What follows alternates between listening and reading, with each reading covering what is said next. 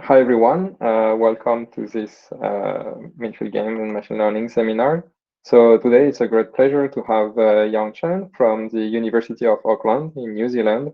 It's quite early for you. Thank you very much for accepting the invitation and for making it for the talk. So today Chen is going to talk about Mainfield Game as a framework for many agent inverse reinforcement learning. Thanks a lot, and the floor is yours. Okay, so thanks the host for hosting the seminar at 2 a.m. in China. I know it's very late. And also thank everyone for attending the seminar. So my name is Chen from the University of Auckland, a leading university in New Zealand. And today I'm very pleased to introduce my work on miniature games and inverse reinforcement learning. So you can see the title is Miniature Game as a Framework for Many Agent Inverse Reinforcement Learning. And before my talk, I just want to use 1 minute to just introduce myself. So I'm Yang Chen. It's a Chinese name. So Yang is my first name, and Chen is my family name. And I finished my bachelor degree from the Beijing Institute of Technology in 2017, and then I moved to New Zealand and spent 1 year on the degree of honors, and I got my first class honors degree in computer science in 2008. And then I proceeded to a PhD degree, and I finished my PhD study earlier this year. And after that, I worked as a postdoctoral research fellow at the University of Auckland. And my research interest includes reinforcement learning, multi-unit systems, and computational game theory. So today's talk, is a combination of all these three research fields. And if you want to get more information about me, you can with my personal website. Okay. So before that, before the talk, I'd like to play a video that introduces New Zealand about these amazing landscapes and its people and its culture and its good lifestyle. Okay, so can you see it right? Yes, I think so. Okay. Yeah.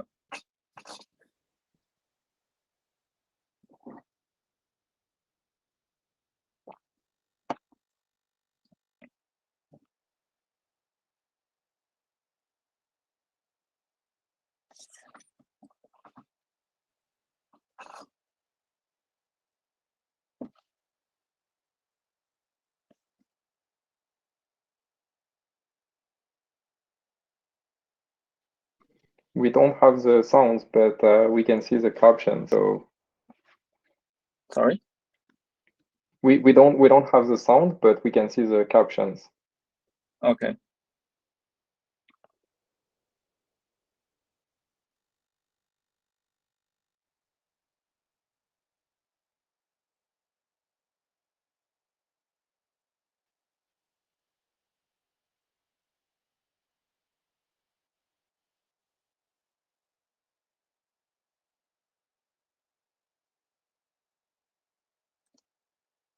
All right. Good.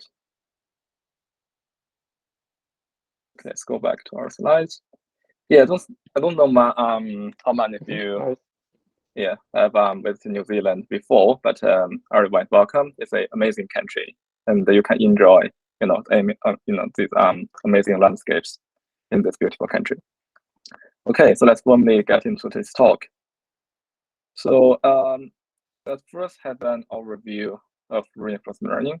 So I know many of you have an expertise or at least some sort of knowledge or backgrounds of reinforcement learning. So I will quickly go through this part.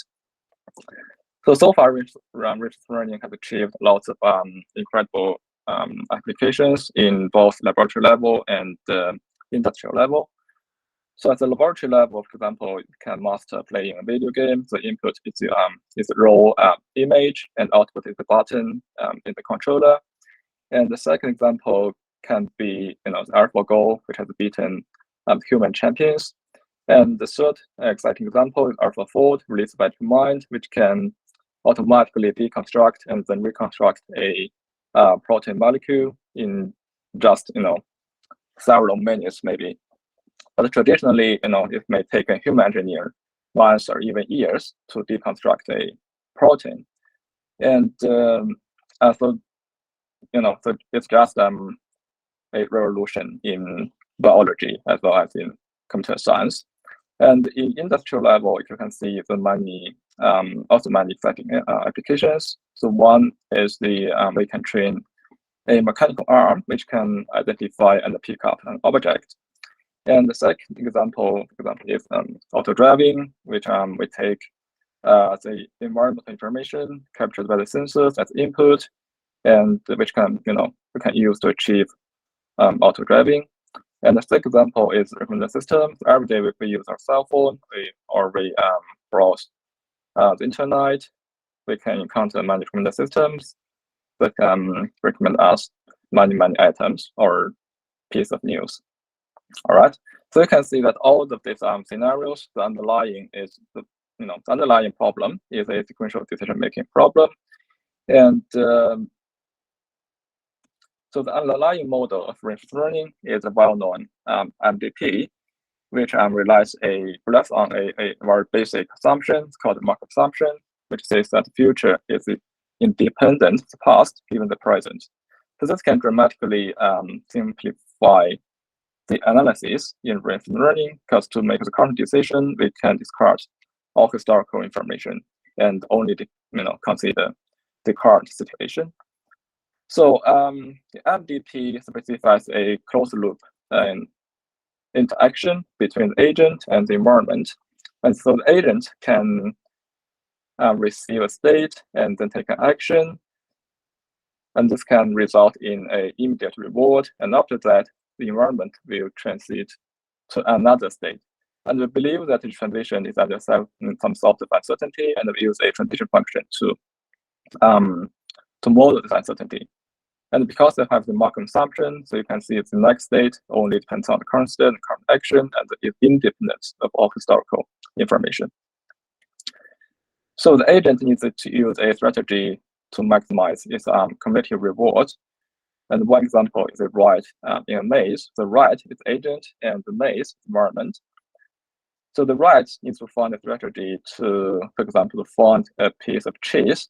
And once it can find it, it can get a positive reward. Otherwise, it can incur a cost. In other words, a negative reward or zero rewards. Okay. So formally, a strategy or a policy is a distribution over the actions given the current state. For example, the right can go to up left with a probability of a half, and with another half of probability, it can move to up right. Good. And the general goal of the right is to maximize the long-term rewards. And writing in this formula. So here T is the total number of steps we need to make decisions. And the gamma here is called the discount rate, which is value between 0 and 1. So gamma here is partially, psychologically inspired, because we human normally pay more attention to the interest in the near future instead of the long future. And also partially because the gamma here can make this sum bounded.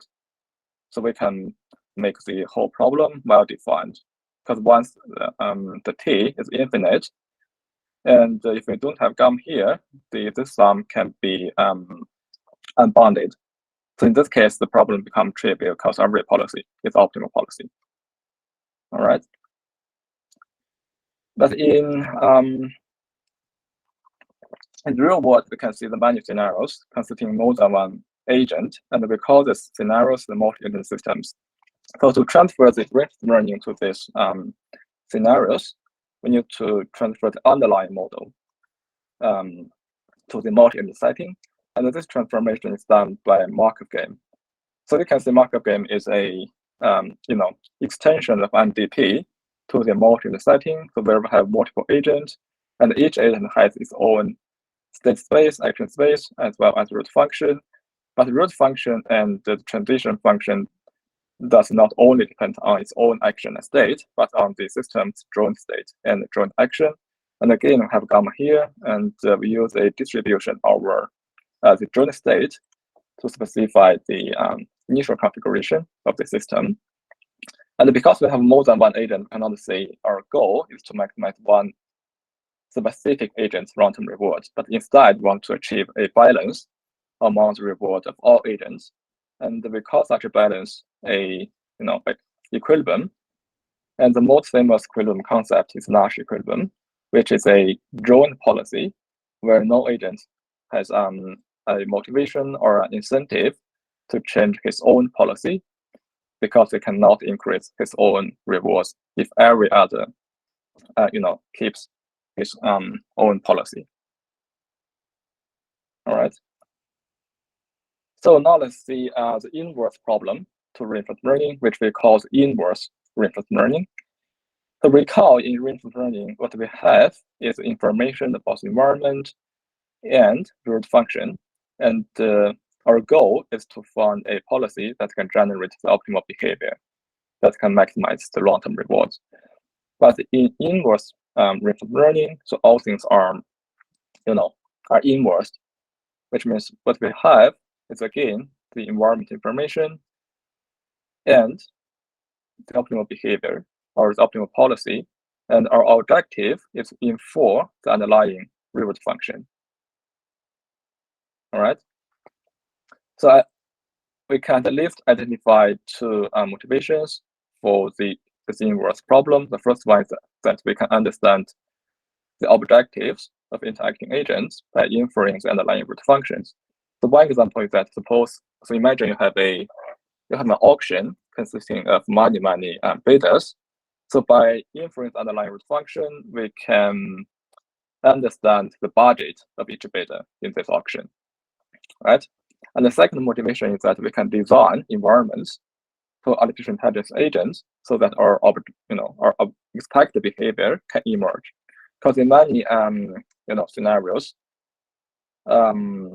designing root function can be challenging. Although in some laboratory scenarios, it's easy to design a root function. For example, in chess, we can define root function in such a way that if we finally win a chess, we can get a positive reward, otherwise get a negative reward. But in many industrial scenarios, you can see, for example, auto driving, it's very hard to design a very good root function that can capture all information.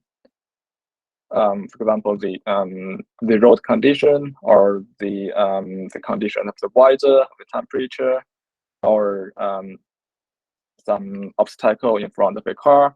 So designing root function in these scenarios can be really challenging. So we need, but sometimes or many times we can get some really good demonstrations from human.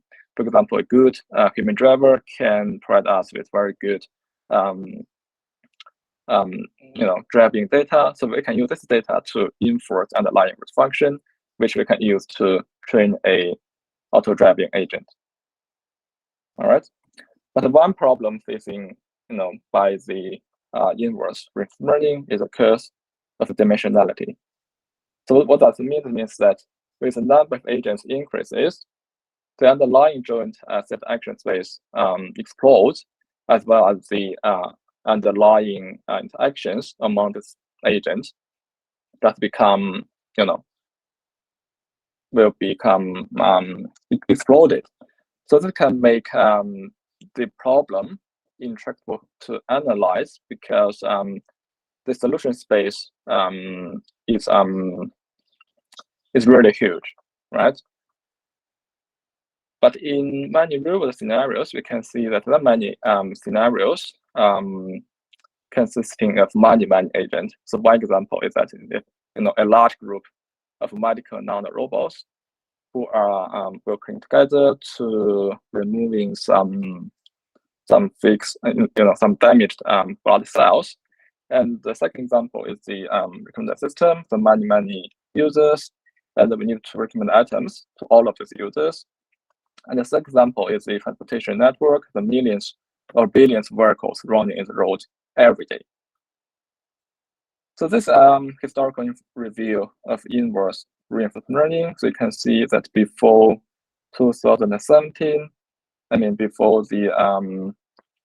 before the rise of deep learning, so all methods typically single agent methods, and very recently some work attempts to resolve the problem in the multi-agent setting, but all of this work are not suitable for inverse reinforcement learning for many agents because they cannot solve the challenge of curse of dimensionality.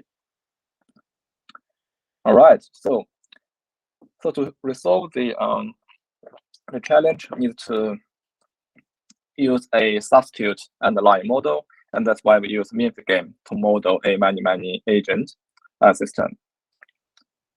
So, so the basic idea of MFG game is to simplify the interactions among agents using the MFG approximation. And here we need to use two assumptions. The first one is that the number of agents tends to infinity, and the second is that agents are identical. So these two assumptions can make the approximation, accurate in statistics. So what does a mean field approximation do in a market game? So you can see that basically we can collapse a joint state into an empirical distribution over our local states of each action, of each agent.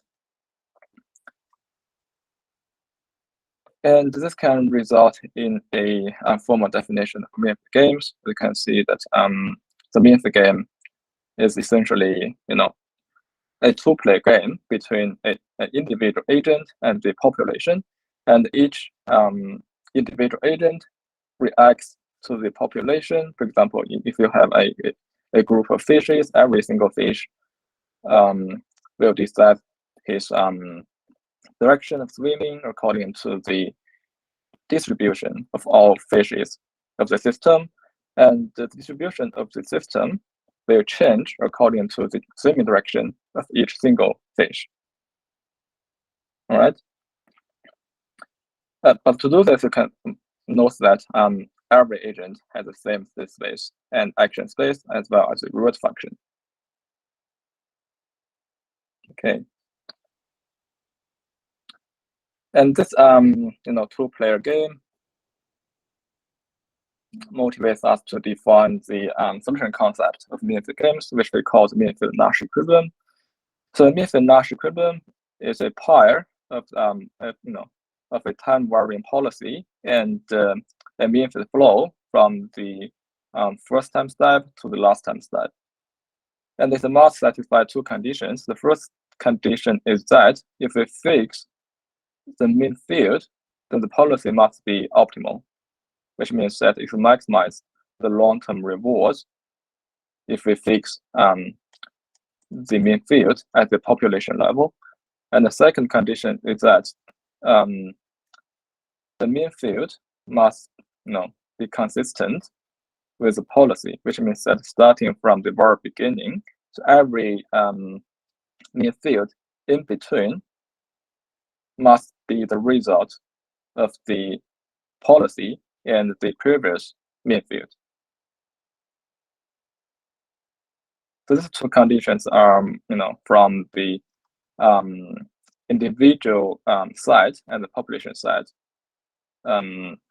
separately, because you can use this figure to understand the first condition. So we fix the mean field, then the community reward is maximized by the policy, and if we from the very beginning, you can see that every mean field is resulted by the policy and the previous mean field. Okay. So having this solution concept, you can define the inverse reinforcement learning from MFG games. So the input is that we have a set of observed state action trajectories, generated by a pair of policy and the mean field. And our objective is to infer the underlying root function so that our observed mean field and policy is essentially a mean field Nash equilibrium. So recall the definition of inverse reinforcement learning. So what we have is the root function, what we have the environment and the behavior, and the objective to infer the root function. Okay. Can I ask a quick question? Yeah. Okay, so sorry. So yeah, thank you for the so the definition here of IRL. So the input is like a family of trajectories that are realized using pi e and mu e. Right, so you need pi e to sample each action, and you need mu e to make the state evolve. Okay, and the goal is to find the reward, but you don't observe mu e directly, or you don't observe pi e directly. And you do not necessarily to know the mu e and pi e analytically. Okay, so you just know the trajectories, basically. You can simply generate observed trajectories generated by these two, done by policy and the mean field flow. Do not necessarily to know the analytical form of these two terms. I see. And do you know the transition function, like the capital P you are using? No, you don't know it. You can only sample from it somehow.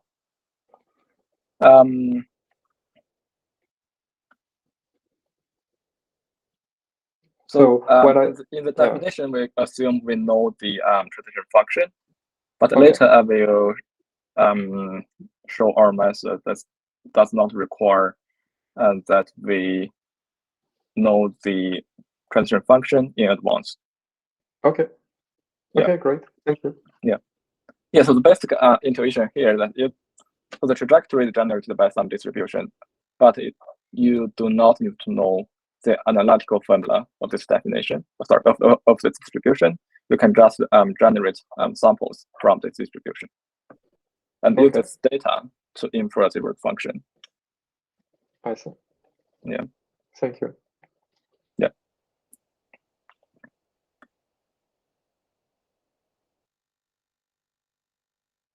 Okay, so now we ask to define methods for the inverse reinforcement learning in MFG games. So to do this, we first ask ourselves that whether we can transfer the single player inverse reinforcement learning methods defined on MDP to MFG games. And this idea has been achieved by some recent work, which shows that a MFG game can be reduced to a MDP. So the core idea here is that we can do this reduction by assuming that MFG game is a single player game played by the population. So which means that we regard the population as a virtual agent who wants to maximize the population's average reward. So you can see in this reduction, we treat the mean field in MFG game as the state in MDP, and the policy in MFG game as the action in MDP. And now the reward function is the population's average reward in this MDP. And the transition is requires that the mean field as the next step is resolved by the policy and the previous mean field, right? And the MDP policy is a mapping, from the mean field to the policy.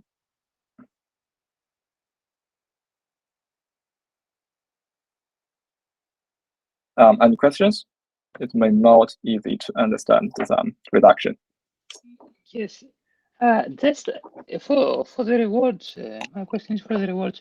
Is there any I don't know problem of identification like maybe different policies or like if you take the equilibrium that can you identify just a reward function or you start searching from a class of functions, maybe continuous, maybe bounded, whatever, and then you start to reduce and finally you want to identify a unique reward function.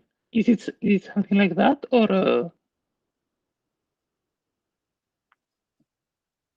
So your question is that do we need to have some assumptions or restrictions on the root function itself, or this average root function? Yes, so you have. I understand that you have freedom, like when you take the average, the population average, or you have freedom, like you. So you start from some class of reward functions, and then you by the averaging you gain some regularity or whatever, something like that. Yeah. So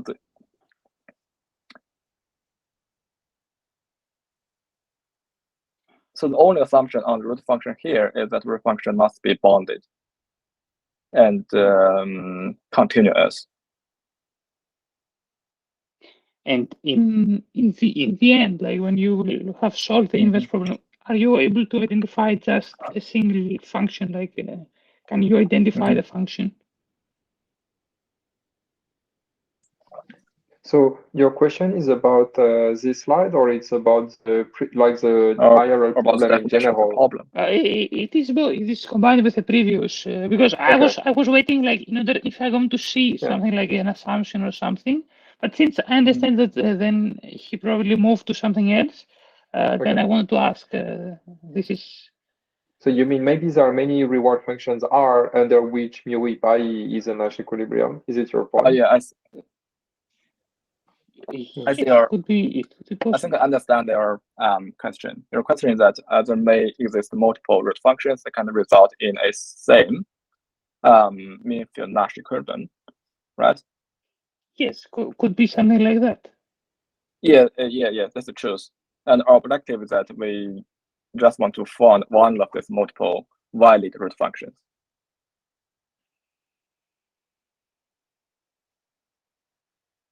Okay, thank you. Yeah, because a mean field Nash equilibrium can, a pair of mean field policy can be a Nash equilibrium and multiple different root functions, right?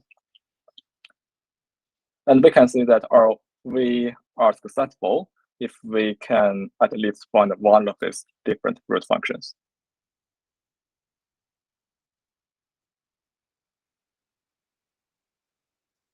Thank you for clarifying. Yeah. Thank you. Excuse me, may I ask a question? Yeah. Go. So you said you will regard the Minfield game as a single player. So now the policy pi is try to control the population or is try to control the individual in the population. Because I saw the pi, you write the pi of A given state S, but it's not given the state of mu. So the pi is control the individual or control the population? The pi controls the population. So the intuition here that pi determines the action at every state for every agent. So because different agents in the population can have different states, right? And they can use use a same policy to direct their actions. So this policy pi is embedded. So pi, you can think of pi like a central controller for the whole system. Yeah, I know. But if the pi is to control the whole population, so the y pi is pi. The pi function is pi of A given S. It's not pi of A given the mu. Because mu is a population state. S is just a state of individual agent. Right. So here, this function pi of a given s is just to control the individual players in the population from the writing. Maybe you want to control Yeah, each individual player, and through each individual player, you want to control the whole population, but in a kind of decentralized way. Like each agent is going to take a decision based on its own state, but overall, you are influencing the whole population. Is it Yeah, you is it something like this? You can think of pi like a command, like order from a commander for the whole system, and it forces every agent to take what action in what state. Okay, I see. And another quick question is that so from this formulation, I remember from your last slide you said the trajectory is sampled from the Nash equilibrium trajectory. So is there necessary that if you want to recover reward function, is it necessary the trajectory should generate from the Nash equilibrium policy? It's our how to say. So it's our inductive bias in the definition, because you do not necessarily to observe the behavior from a Nash equilibrium. You can simply observe behaviors from a pair of mean field and policy, but we believe that the policy is optimal, or in other words, it's a mean field Nash equilibrium. And we want to find a root function that can rationalize our assumption. Okay, I see. Thank you. Yeah.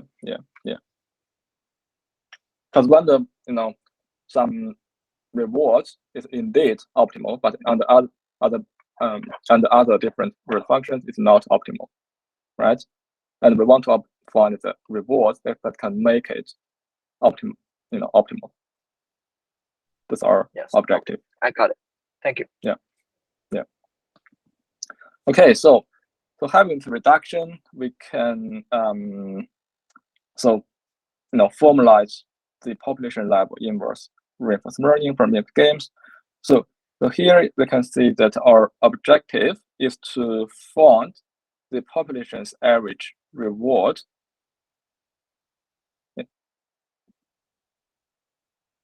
by minimizing the gap between the community rewards induced by the observed behavior and the rewards induced by our reward function, the current reward function. Because we believe that population's average reward is maximized by the observed behavior. Sorry, so just to clarify, do you mean the max over R bar should be a mean, maybe? Mean over R bar, or you try to minimize the gap, or you try to maximize the gap?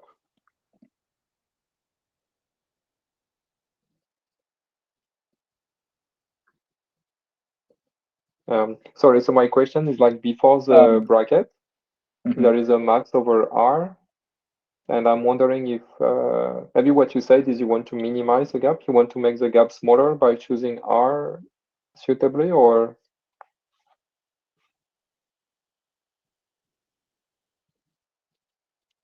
So here I want to minimize gap because once if the population's average root function is not optimal, you can see that this this value must be negative. Oh, I see. Okay. Yeah. So the maximum value of this value is 0. And once this value is 0, we can see that we find a valid reward function for the population's average reward. Okay, thanks. Yeah. So next, we ask that, is this reduction necessarily true, or is it generally true? And so our first theorem tells us that the answer is no, because we show that reduction from MFG games to MDPs holds only for the fully cooperative setting, which means that all agents aim to maximize the population's average rewards. So we can use this figure to understand this limitation, because although the if we fix the mean field, the policy maximizes the long-term rewards, but there may exist another pair of policy and mean field that can achieve an even higher reward, right? And because we believe that the population's average reward is maximized by the observed behavior, so we are likely to infer a wrong root function, because under the optimal root function or under the underlying root function, our observed behavior does not maximize the population's average reward. But under a different wrong root function, our observed behavior can maximize the the population's average reward. So what does it mean? This means that using population's level inverse reinforcement learning for mixed games, we are likely to get a wrong root function instead of the underlying true root function.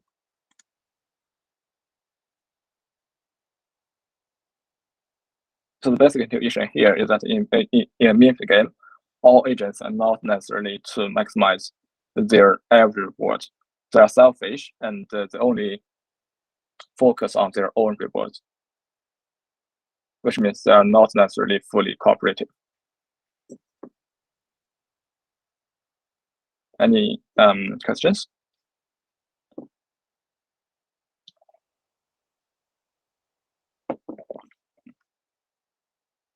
Okay, good. So this imitation motivates us to redefine and reformalize the inverse reinforcement learning for MFG games from the individual level. So because an individual's reward must be maximized by the policy given the mean field, right? So having this idea, we can formalize the individual level inverse reinforcement learning from MFG games. So there, we want to find an individual's root function by minimizing the margin between the observed, between the combination rewards induced by the observed behavior and the possibly maximized rewards induced by our current root function, right? Because we believe that, because according to the definition of mean field Nash equilibrium, the combination rewards of an individual agent must be maximized by the policy if we fix the mean field from the population side.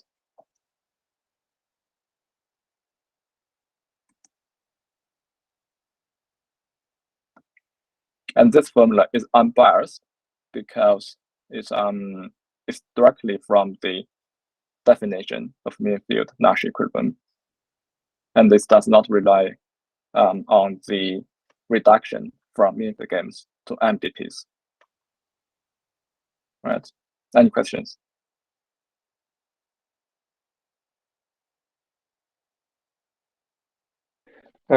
Sorry, maybe one quick question. In the figure on the right, the omega stands for. I'll introduce now. So okay. yes, so we propose a practical formula of this of this idea, and so we use a parameterized root function, and the parameter is omega, and we estimate the mean field from observed trajectories, the action trajectories, and so to tune the parameter, we use a bi-level optimization procedure. Consider that we first fix the parameter, and we find the optimal policy that can maximize the cumulative rewards. And then we fix the policy and update the parameter using some gradient method. Right? So this figure shows that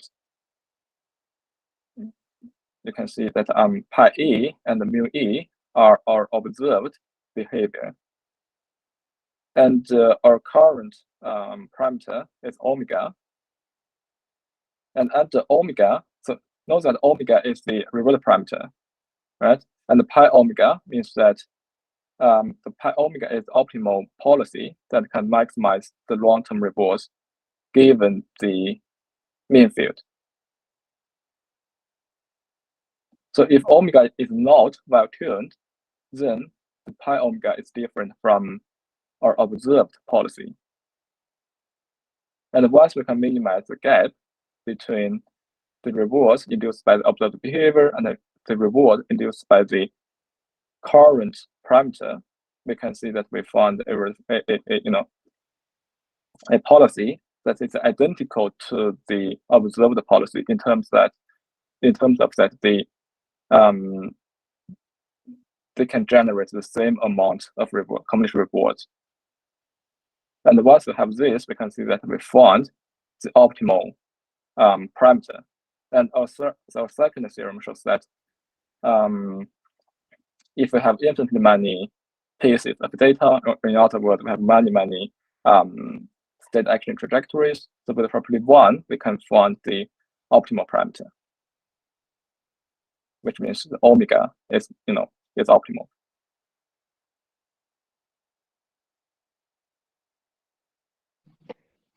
I think there is a question maybe by sorry. Sorry.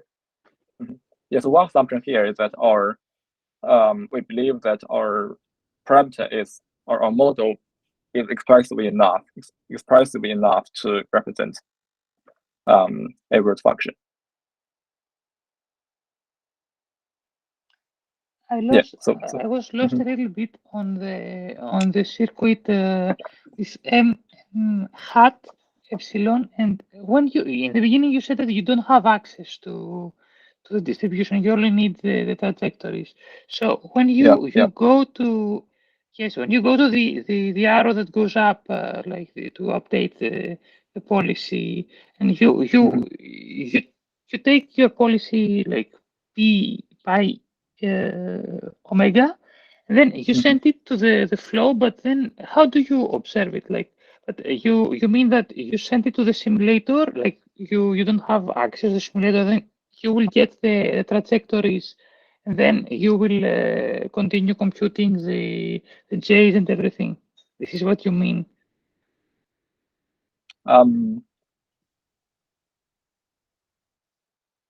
So let me elaborate on the spiral optimization procedure. So first, so given is a bunch of data or a bunch of selection trajectories, right? So our very first step is to estimate a empirical value of the observed mean field from this data. Yes. By just averaging the frequencies of the occurrence of each state, right? So does it mean that, sorry, just to follow with you, like if I understand correctly your argument. So by M hat, you mean that you get something like a model for the states, for the mean field? It can be a neural network, or it can be a Gaussian function. Yes, for sure. So you keep track of it, like holding the information as a model, let's say, model, whatever it means, as a model. So this is the first step, okay? Okay. Yeah. And the second step, is that we iteratively, or we alternate between the update of the parameter and the policy. So fix the root function can find optimal policy that can maximize the rewards, and then fix the policy, we can, update the parameter according to the gradient of this objective function.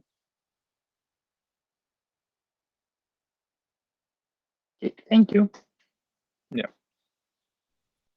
I'm sorry, I also have a question here. So if you change a policy to a equilibrium policy pi e to any other policies, and it won't lead to the distribution to be an equilibrium distribution. So how can you fix the distribution but change the policy?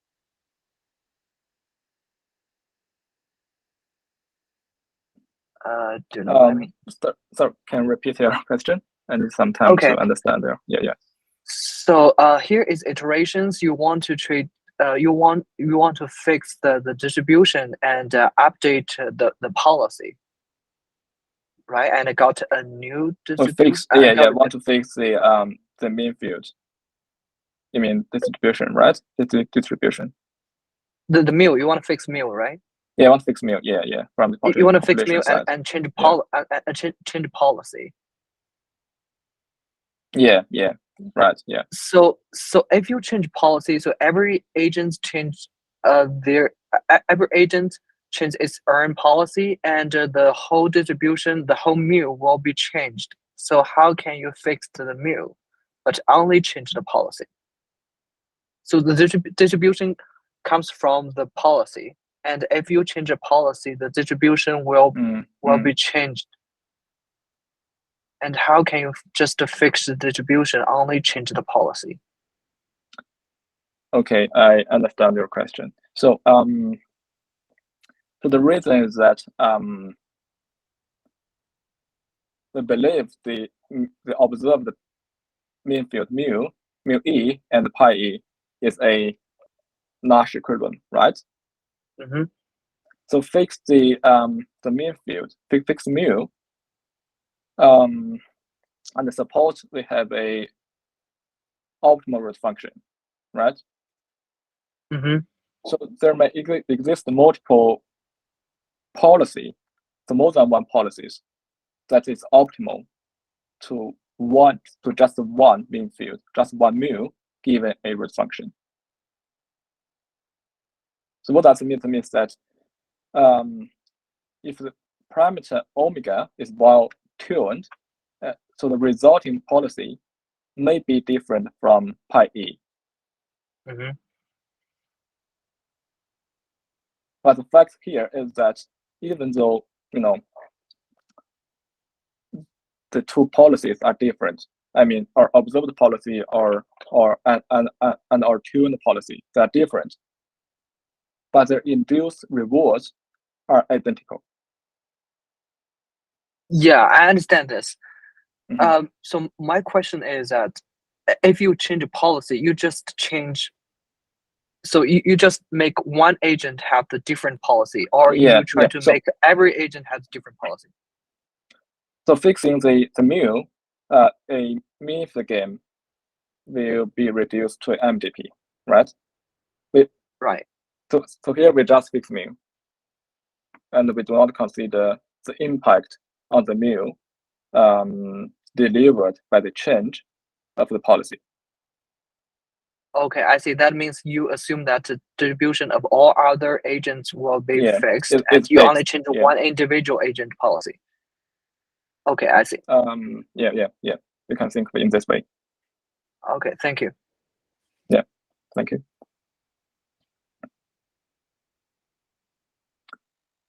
Okay, so this is basically our first method for the individual level inverse reinforcement learning from unit games. And I forgot to introduce this work, and so this work was published at AMAS 2022, so earlier this year. And the experiments. So I did several experiments, but here I only would like to show just one of them. So this experiment on battle games. So in a battle game, you can see we have two groups, and each group wants to destroy all agents in the other group. And each step, an agent can move to 4 directions, and they can choose to attack their enemy or move to up, down, left, or right. Okay, and here we set up 2 different environments. The first one is a fully cooperative environment, which means all agents want to maximize their average reward. Okay, or the reward, or the team reward, or the reward of the whole system. And the second one is a mixed cooperative competitive environment, which means that each agent only focuses on his own rewards and does not consider this the system reward. So you can see that in a fully cooperative environment, so the right dashed line represents the result for the population level method that relies on the reduction from mean of the game to MDP, and the blue line depicts the result of all methods, and the dark dashed line is the expected return or the community rewards of their observed behavior. So in fully cooperative environment, you can see that our method enjoys a higher sample efficiency because sampling from individual agents is is less costly than sampling from the population. Because to get one trajectory of the population, we need to sample the trajectory of every individual agent in the system. But to get a piece of data from the individual agent, we just to sample from just one agent instead of all agents, right? And in mixed cooperative competitive environment, you can see that our method has a higher accuracy because the reduction from mean to MDP holds true only for the fully cooperative setting, and so that's why our method is more accurate than the population level method. Okay. Okay, now let's ask a more interesting question. So what if demonstration? What if our observed behaviors are imperfect? Because in previous method, we believe that all agents are under a mean field Nash equilibrium, which means their behavior are optimal in terms of that, if we fix the mean field, their own rewards are maximized by their own policy. But this may not be true in reality because the one agent normally have a limited cognitive or computational capacity. So which means they don't have the perfect information or do not have the enough time or enough power to compute a good optimal policy. So the result is that the behavior can be imperfect. So in case that the behavior of an agent is imperfect, how can we model and quantify such imperfection? And how can we design a method for inverse reinforcement learning from mean games and imperfect observed behavior?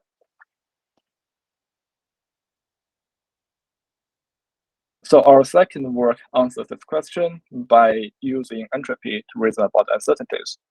So how can we do this? So the core idea is that we use entropy to quantify the uncertainty in the behavior of each agent. And to do this, we augment the rewards with the policy entropy.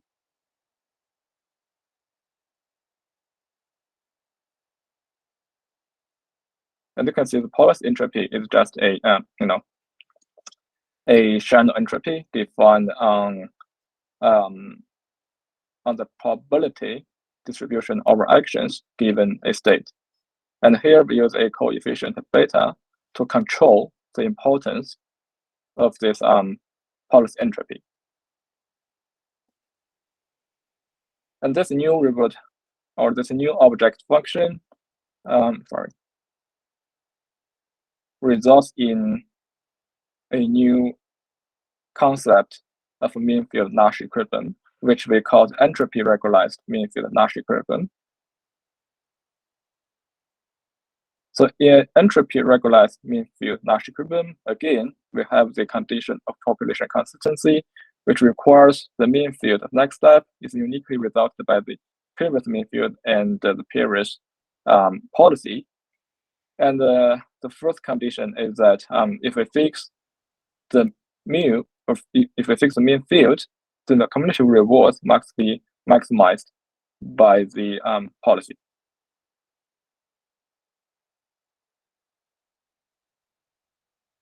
Right? And this work, is currently under reviewed by Amos 2022, and I just got my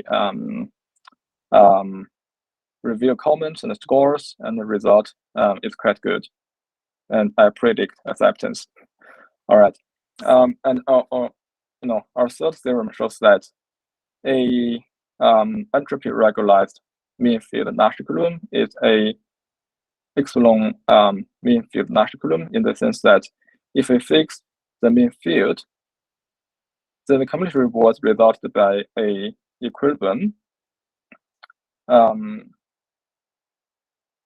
is greater, than the cumulative rewards induced by any valid policy up to a constant. And we can bound this constant by this volume.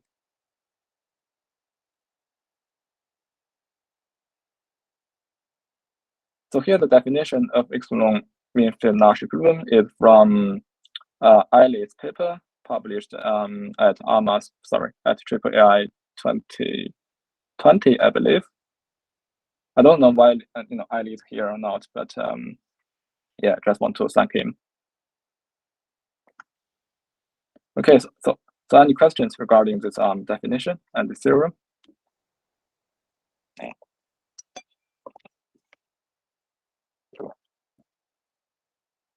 Okay, good.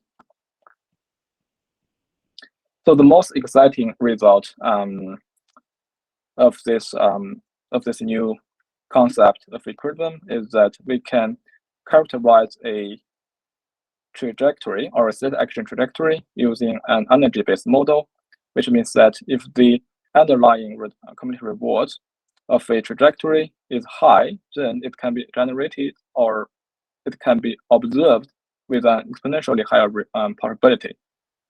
And the result is, it's very similar to the result of the maximum entropy inverse reinforcement learning and the soft reinforcement learning. So which means that if a state action trajectory has a high reward, then we can observe it with an exponentially higher probability. Okay. As you can see, because it actually defines a distribution over trajectories, so we can propose a probabilistic inference method for inferring the underlying root function by maximizing the likelihood of all observed trajectories. So this formula is essentially the log likelihood in terms of this distribution, and the z here is the partition function for this distribution, which means the summation of all of the probabilities of all observed trajectories. Okay, so this is simply a maximum likelihood estimation problem. Okay, so any questions?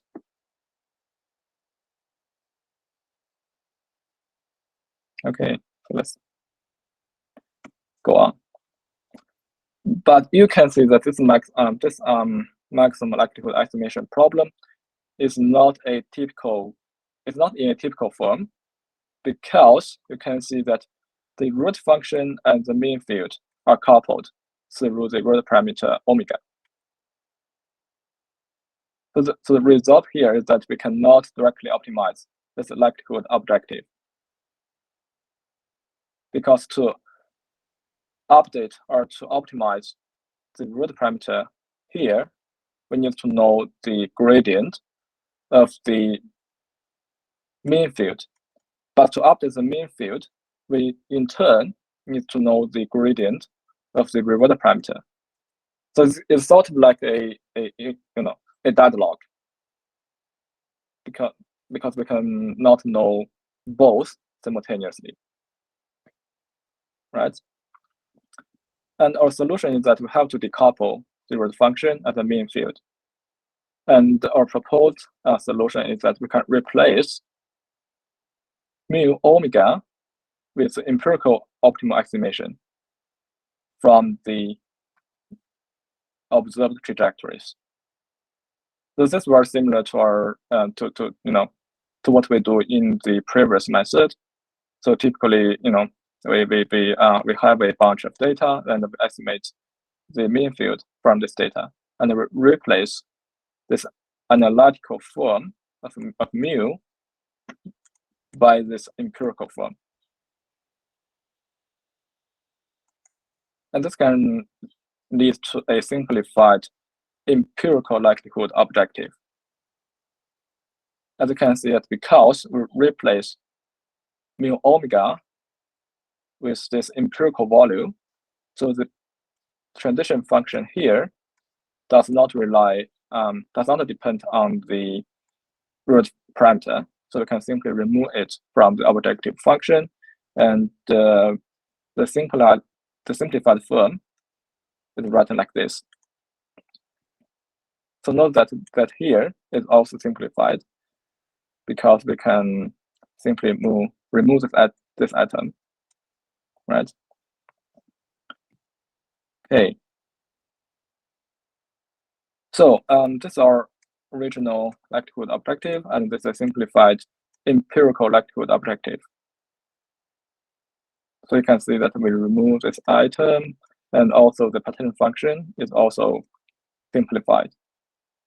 And the most critical thing is that we decouple the root function and the mean field, because the root parameter does not occur inside the root function. So we can use gradient method to tune the root parameter using the simplified formula. All right. And because we know that if we have sufficiently many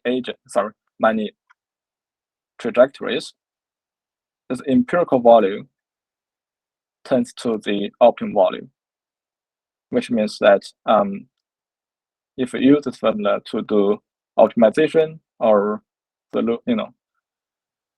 so eventually we can find the optimal root parameter, which means these two formulas have the same solution if we have many trajectories, or in other words, have many pieces of data.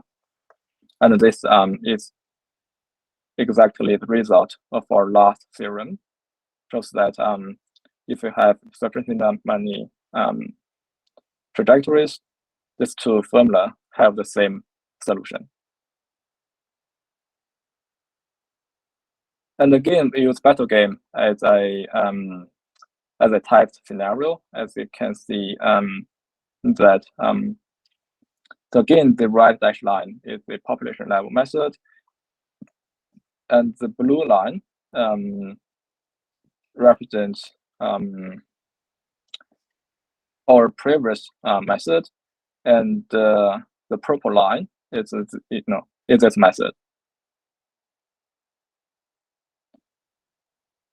Right, so you can see if we so if our observed behavior is under a mean field, is under entropy regularized mean field Nash bloom, which means that our observed behavior is imperfect, then our method can achieve the best performance compared to the population level method and the previous method, because all of these two methods are based on the concept of mean field Nash bloom, so they cannot tackle the imperfect observed behavior.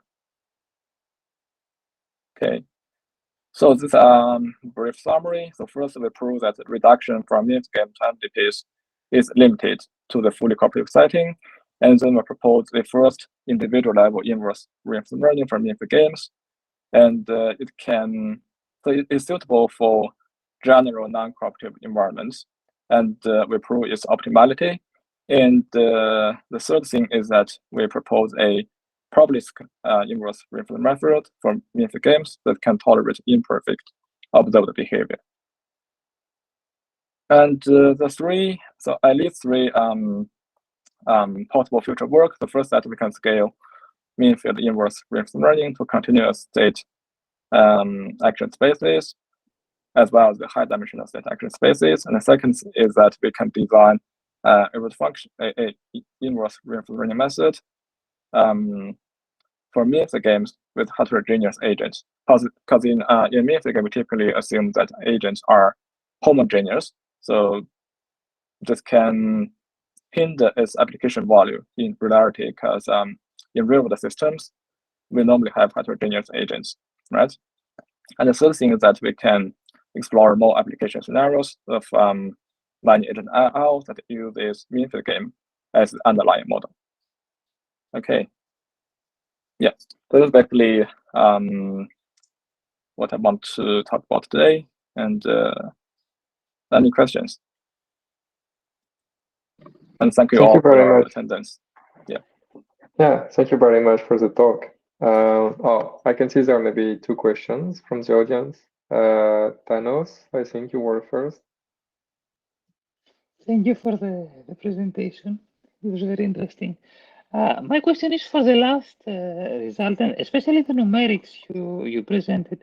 For me, it seems surprising and kind of counterintuitive when you say that the demonstrations, first it is with imperfect observations, so what you observe is not perfect. And by demonstrations, I understand something like Monte Carlo sample, that if like kind of use something equivalent as a notion.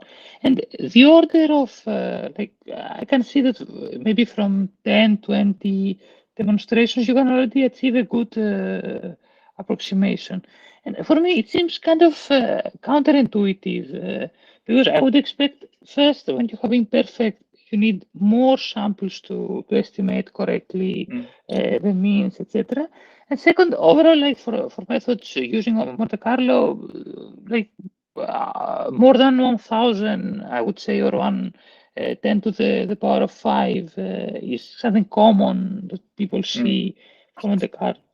So I don't know, maybe I'm missing something in the picture. Yes, that's a good.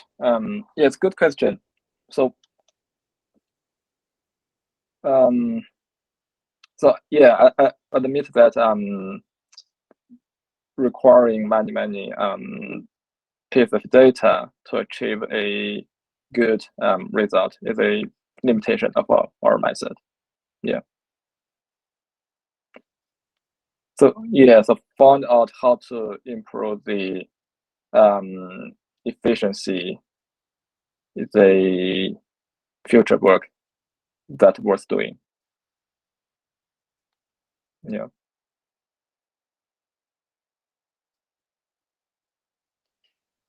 Yeah. I don't know if you have any suggestions to improve the efficiency that requires less data. Not at all. Not at all. Yeah. Okay. Okay, well, thanks. I think there is another question by Berkan. Hi, thank you very much for this talk. I actually have two questions. The first is you claim that regarding the first method, it only works for what you call the fully cooperative setting.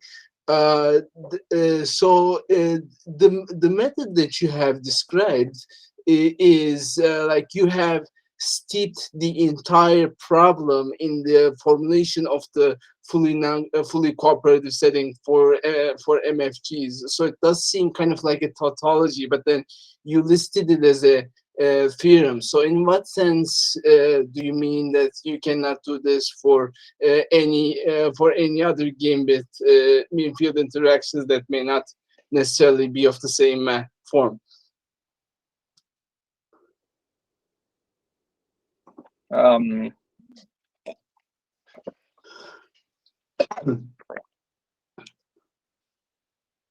So your question is that under what condition a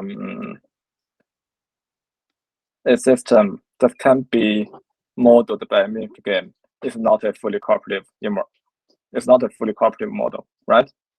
Yeah, yes. Specifically, under what conditions can you not you not come up with a formulation for immersive reinforcement learning?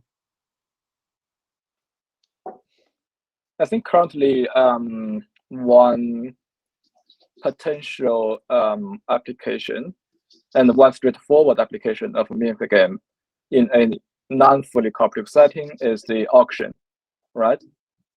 Because in auction you have for example, you have many bidders, and apparently they are not fully cooperative because only one of them can get the product in the auction, right? Right. And by inferring their reward function, we can know the budget of each bidder. And using the reward function, we can do something sort of like what does the mechanism design do? I mean, we can design a set of rules or a strategy in auction that every bidder must be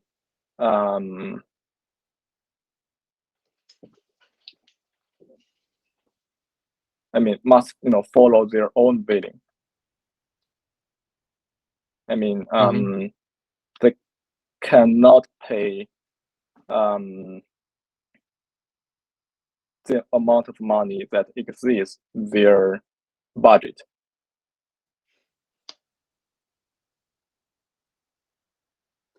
Or that, or in other words, they are loyal to their budget. So what's the difficulty in carrying out a formulation for immersive reinforcement learning in a case such as this?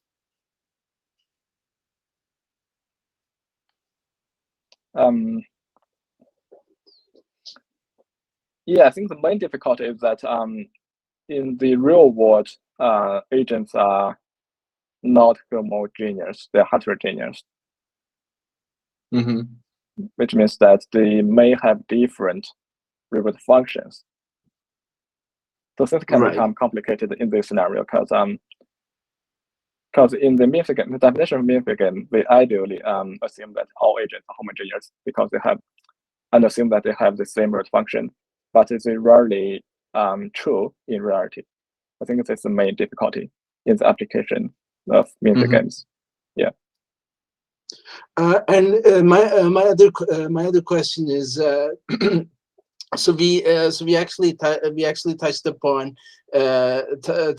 what this formulation actually was, and we inadvertently touched upon what separated this setting from mean field control twice actually.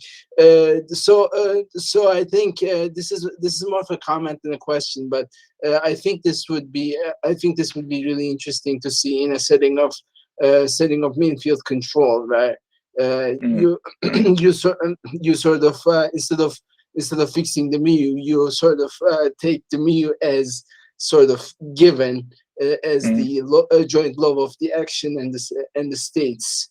Do you think this could be readily adapted, or would it be rather different?